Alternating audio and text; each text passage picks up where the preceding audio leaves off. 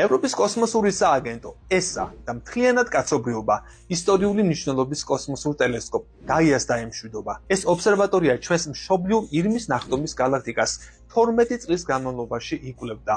თუმცა 2025 წლის 15 იანვარს ფუნქციონირება შეწყვიტა. ეს ნიშნავს, რომ ზონდი სამეცნიერო მონაცემებს აღარ შეაგროვებს. აქამდე მოპოვებული ღირებული მონაცემები კიდევ გამოქვეყნდება, რადგან დამუშავებას გადის.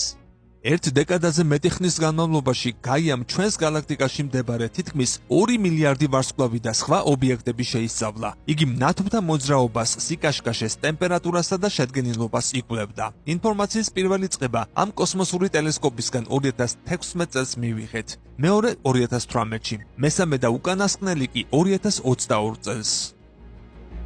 მისიაზე მომუშავე გუნდი მონაცემთა მორიგი ნაწილის გასაჯაროებისათვის ემზადება, რაც 2026 წლისთვისაა მოსალოდნელი. აქ იქნება ყველაფერი ის, რაც აპარატმა 5.5 წლის განმავლობაში შეაგროვა. ამის შემდეგ საბოლოო გამოშვებაზე მუშაობა დაიწყება, რომელიც ვარსკვლავებზე 10.5 წლიანი დაკვირვებების შედეგებს გააერთიანებს. საზოგადოება მას 2020-იანი წლების მიწურულს იხილავს.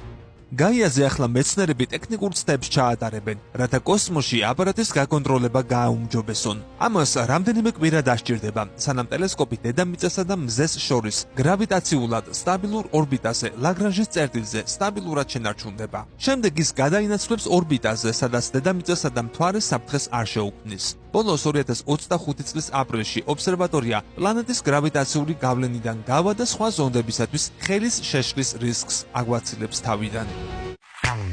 გამოვყევი კოდის TikTok გვერდზე და ნახე უამრავი საინტერესო ვიდეო.